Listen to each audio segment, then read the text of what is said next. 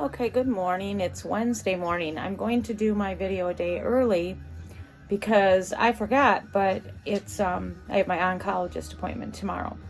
So gonna get this my last little segment in on my journey with cancer. I wanted to talk just a bit about going back to work. I did attempt to go back to work. I think it was approximately 6 weeks into being diagnosed and then getting on treatment with my cancer. And as I was working, I think I went back for 15 hours a week. Well, that was what I was allowed to go back. At that time, I was on all of those medications, and I don't believe I had started treatment yet. I was just on those heavy opiates. And working in the job I worked, which I explained was working with children and families in crisis, I was doing a lot of driving and a lot of transporting of children and babies. I had lifting restrictions at the time. My brain wasn't right.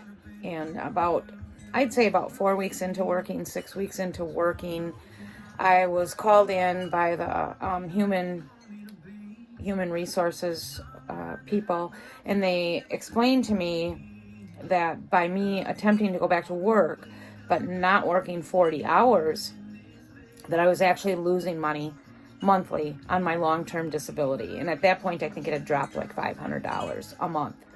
So they explained to me, if you can't come back to work 40 hours a week, it would be far better for me to go on like a long-term disability. So I did that. And I left the job and I went on to the long-term with the intent of possibly coming back, even though I knew in my heart I wasn't going to be able to do that job anymore. So that ended that.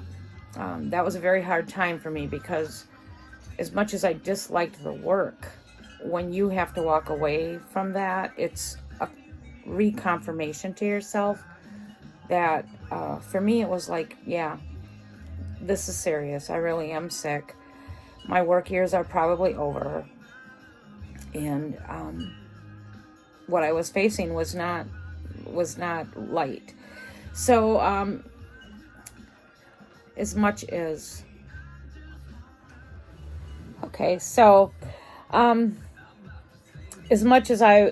I disliked the job, it was a painful time to know that I was done there. I had a great paying job without a college degree.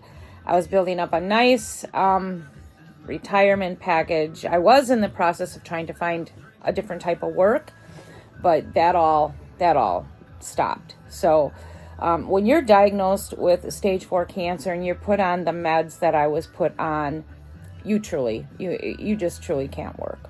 So that ended that. And then I went on to Medicare. It took 2 years to get my Medicare. While I was on that, waiting for that, because they expect you to die. The life expectancy with stage 4 is 2.5 years, and Medicare is a 2-year wait. So I'd say probably the majority of the people with stage 4 are dead before they even get on Medicare. So I waited 2 years. Wisconsin had a Well Woman Medicaid program, and that's what I went on, and that was great. I have still to this day not seen much in the way of my cancer bills, and what I do see I can afford to pay. So I've been blessed. So currently I am on Medicare. I have no supplementals. I remain on the Femara. My life quality, I think, is pretty good. I can't walk very well, but I get around. And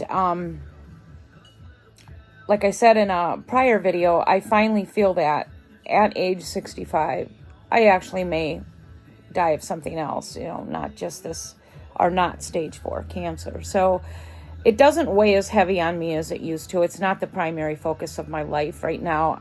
I really, truly am just living every day and just trying to embrace each day. What do I want to do today? What do I want to do tomorrow? What things would I like to see? I'm not letting this terminal diagnosis eat at me like it used to. So that's pretty much where I'm at. I've had the same oncologist all this time, and I did get a letter yesterday in the mail that he is retiring from one of his locations that he works at. He works at 2 locations. And he did tell me that probably within the next year or two, he's going to be done. So this is going to be a big decision, or a hard decision for me too, because I even though I know God has kept me alive, I also feel he's kept me alive. And he handles my quirky personality. So I'll be seeing him tomorrow, and I will definitely be talking about that. I mean, maybe he has set a date, and I'm going to have to do this, find a new oncologist quicker than I thought, which is frustrating for me. I do not want to start over. I do not want to hear, well, since I'm your new doctor, I want to do new scans. I want to do, see where you're at and all this. I just want to keep going the way I am. And I don't want to do nothing until I have changes in my body. So that's where I'm at on that. The other thing I wanted to end this video on is I'm going to include a couple pictures of the items that I use to get around outside of my tiny house. And I got a picture of my scooter. This is what I use to get around the yard and do my yard work, putz around outside. I can walk around outside, but when I'm doing like yard work, or I have to go like the distance in the yard, I will use my scooter. And then I have my recumbent bike, which I try to use on a daily basis. I can't go very far, but that seems to help keep my legs. They're not getting better, but they're not getting worse. And it seems like this recumbent bike keeps my legs flexible enough that I can move around and get around. Because I noticed when I had it in the shop for about 10 days a couple weeks ago, and I could really tell that I was stiffening up and I had a lot more leg pain. So I try really hard not to miss the short, even though it's a short ride. It seems to make a difference in keeping my legs mobile and limber. So that's important to me. I would love to see if I can go further this summer. But those are the two items that I use the most, is my scooter around the yard and the recumbent bike. And I'm very grateful for that. I think that's it for my journey with cancer. I have no new developments. Again, I'm stage 4 breast cancer that has spread into my bones. I'm ER, PR positive, HER2 negative. I no longer take a bone treatment. I no longer am on an IV treatment. I'm just on one daily pill. I do still take Vicodin as my main pain controller. And I feel like my quality of life is pretty good despite my lack of mobility. Gosh, I can't think of anything else that I guess I would like to share. I shared the side effects. I'm sharing the supplies that I use. I've had the same oncologist. I feel like I've had a really easy path to walk with this cancer. Initially, not at the beginning. The first, I'd say 5 to 6 years were pretty harsh, but I've had a good 5 to 6 last years. So for me, I feel like God has shielded me in a lot of ways. And I even wonder about my legs, because my legs are crooked, or they're bent at the knees. It's like they fuse together. And I even often wonder, did my knees fuse together? Because if they were straight, probably I would be having so much pain from the bone on bone in the knee. So I don't know. It's a weird thing. And my regular family doctor and my oncologist said they haven't seen this before, where the legs have fused and bent like this, and that I can still walk without being a major fall risk. So it is kind of an odd normality that I have.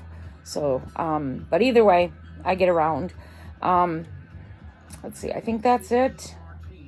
I will put up the pictures of my recumbent bike, which is actually one of my favorite things to do during the day, and my scooter. And I can't tell you how many times I've crashed that scooter. I can't tell you how many times I've fallen off my scooter.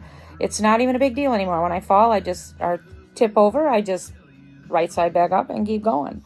When I crash, cuss a little bit, keep going. It's even though I've had this thing for about, gosh, I've probably had my scooter 6-7 years now. I shouldn't be driving, but that's how I get around. So anyway, I hope everyone has a great week. I'm not sure what my next topic is going to be, but if anyone has any questions, please put them in the comments. If you have any questions about my cancer, the type of cancer, treatment, side effects, ideas, I will listen to any ideas except anything like, eat this fruit or don't eat sugar. I've done all this crap. I do everything you're not supposed to do, and I'm alive. So let me just leave it at that.